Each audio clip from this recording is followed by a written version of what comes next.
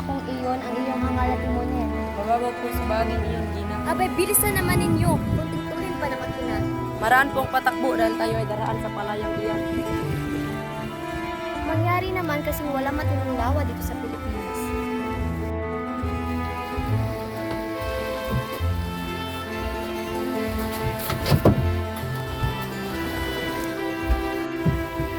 Napakadali lamang solusyonan ang problemang iyan na hindi kailangan dumasta ng salapi. Umukay ng tuwid sa kanal, simula sa bukanan ng ilog hanggang sa daraan ng patungong Manila. Ang ibig kong sabihin, ang bukas ng panibagong lagusan at sarara ang dating lagusan sa ilog Pasig para sa Lakman. O Basilio, O Kapitan, kamusta nga pala ang binubuo niyong Akademyang Wikang Kastila? mabuti naman. Nakahanda ng mga guro at ang paaralang gagamitin. Mukhang hindi matutuloy yan. Di ba tutuloy si Padre Sibayla? Ngunit narigaluhan na naming dalawang kabayang kastanyo, si General. At nga kung tutulungan niya kami. At sana nung tayo kukuha ng pondo. Bagang-bagan ang bawat isa sa amin. At ang kagamitan, ibibigay namin sa mayamang si Makaraig. Mabuti naman kung sa ganun. Sana'y magtagumpay ang inyong plano. O paano? Mauna na ako sa itaas. Pagkat meron pa akong gagawin.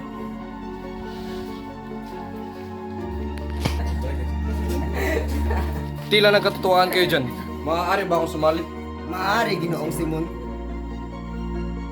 Bueno, baka gusto niyo akong salungan ng serbisan doon. Maraming salamat, Ginoo. Ngunit hindi kami umuinom ng alak. Hindi umiinom. Ha! Sabi nga ni Padre Camora, masama ang puro tubig ang iniinom. Ipabatid mo kay Padre Camora na kung tubig na lamang ang kanyang iniinom kaysa alak, mas ikabubuti pa ng lahat. Alam namin ang tawag sa aming mga Pilipino ay tubig.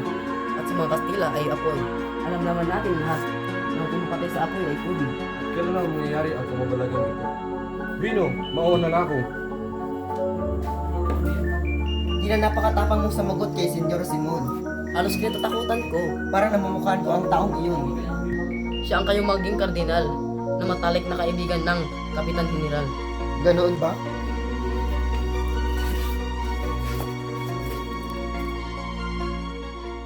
Alam mo anak, sa susunod na karawan mo, pwede ka na magsuot ng saya. Talaga po, Itay? Magandang hapon, Padre. Telesporo, mabutit nandito ka. Kailangan mo magbayad ng buwis, 200 piso. Sinasabi mo ba magbabayad ako ng rintas sa sarili kong lupa? Sapagkat nagkamali kayo ng pagbayad ng buwis noong 13 taon. Ngunit nililimusan ko ang mga pulubig upang maiwasan ang kanilang pamimerwisyo. At ngayon, ayaw kong magbayad. Abay, mapipilit ba nila ako? Ito'y naiba dahil sa iyong pagpapabaya. Ang ibig sabihin lang nito, ikaw ay walang karapatan sa iyong lupa. Dati maliit na halaga lamang yan. Ngayon, 200 piso na. Abay, napakalaki naman. Akin ang lupang ito. Ito ay sa korporasyon. Lalaban ako! Itay! Itay! Itay! Itay! Mga lapastangan kayo!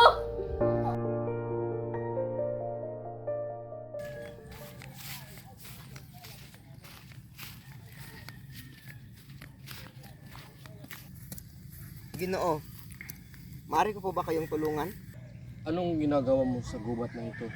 Kung iyong ginuginita, noong nakaraang 13 taon, sa puok na ito, dito tayong unang nagkilala. Kung hindi ako nagkakamali, kayo po ang unang taong nagbigay sa akin ng pakikiramay. At sino ako sa tingin mo? Isang taong ipinalagay kong dakila. Isang taong kilala ng lahat maliban sa akin, napatay na. Huwag mong pahintulutan iyan, Gobernador General. Ang mga namumuno sa kanila ay mga kabataan, radikal ang pananalig. At ang isa sa kanila ay estudyante ni Padre Fernandez. Si Isagani ay isang mabuting estudyante.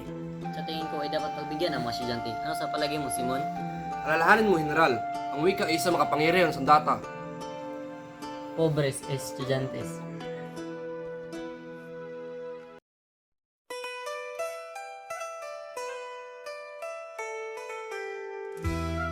Oh, Quiroga, kumusta?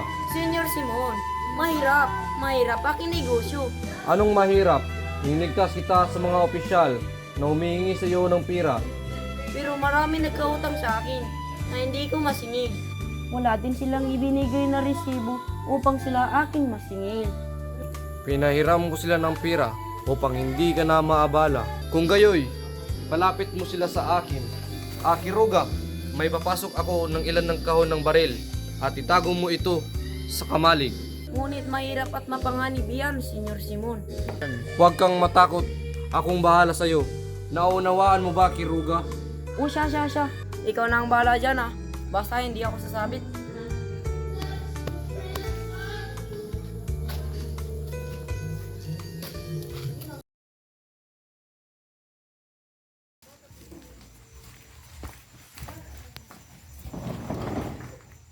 Oh, Ginoong Simon.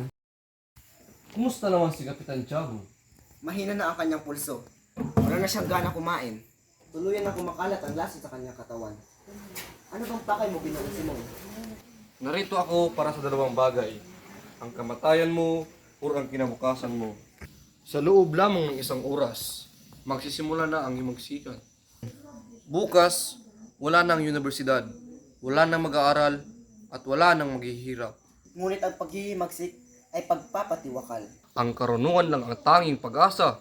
Ang karunungan lamang ang tanging pag-asa. Subalit, ang karunungan lamang ang siyang walang kamatayan.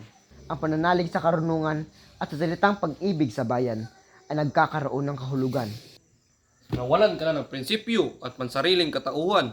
Sige, lusubin mo ang Santa Clara at kunin mo ang isang taong ikaw lamang ang nakakilala. Bukod kang Kapitan Tiago at si Maria Clara.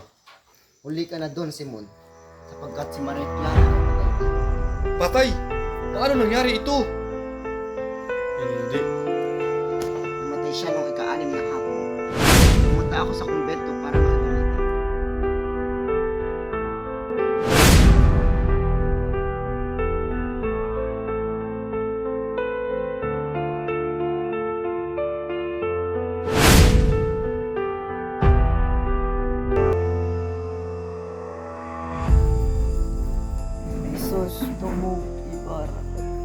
Ako nga, 13 taon na akong nabuhay na malayo sa bayan.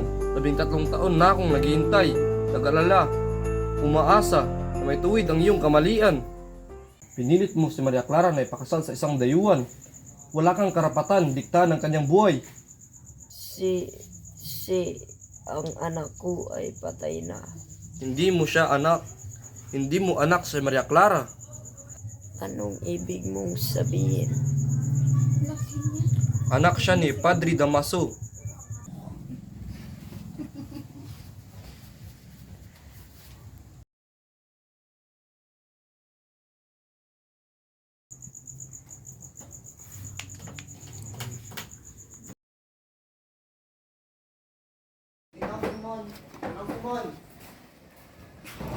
Oh, Basilio, anong sadya mo rito? Naging masama akong kapatid. At anak, nakalimutan kong pinatay ang aking kapatid at pinahirapan ang aking ina. Pinaparusahan na ako ng Diyos. Wala na akong ibang nararamdaman pa kundi galit at paghihiganti. Kasama na ako sa inyo, Ginoong Simon.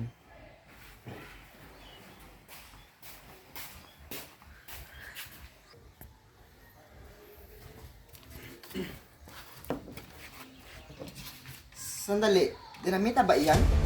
Oo, ngunit hindi ito basta dinamita lang. Nagalaman ito ng mga damdaming pinikis, mga kasawiang naiambak at ang mga mapang-aapi.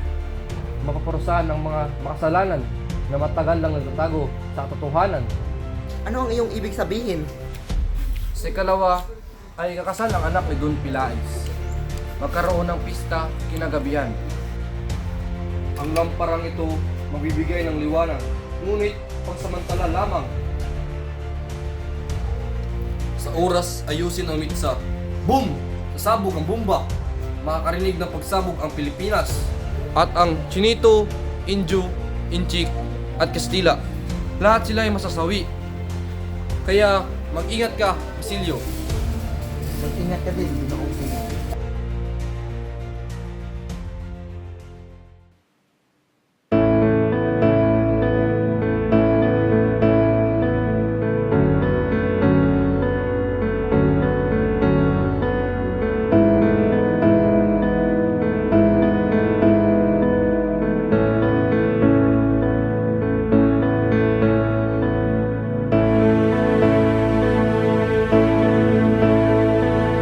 Ang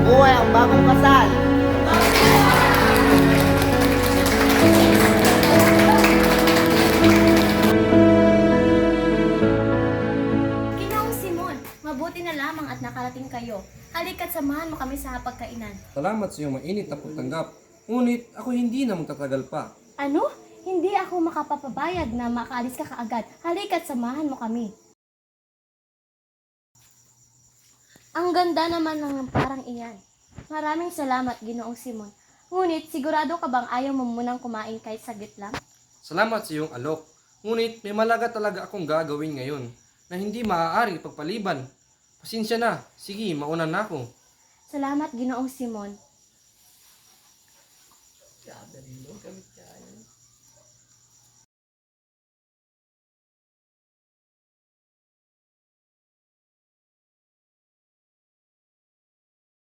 Ang ganda ng lamparang galing kay ay namatay ang Cindy. Madali lamang ayusin ito. Sandali, ano ito?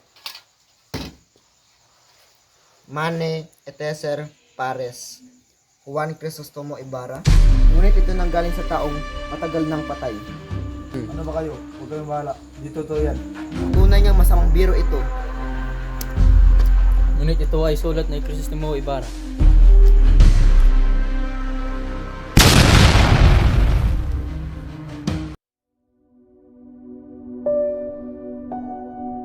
Senyor Simon, Diyos ko, hayaan mong tatawag ako ng doktor. Huwag na kayong magalala, Padre. Nangyari na ang nangyari. Kung magabi na, nais ko sana sabihin sa iyo ang aking lihim. Hindi ako makinig, Senyor Simon. Ito po bang may Diyos na gumagabay sa atin? Hindi ba? Oo, Senyor Simon. At ang Diyos ang tumutulong sa atin kapag wala na tayong mapuntahan. Nais kong sana mangupisal sa inyo. Hindi ako makinig, Senyor Simon. Plinano ko po ang lahat ng ito. Dahil galit na galit ako sa mundo noon. Bumalik ako upang maghiganti sa mga tao na umaapi sa akin.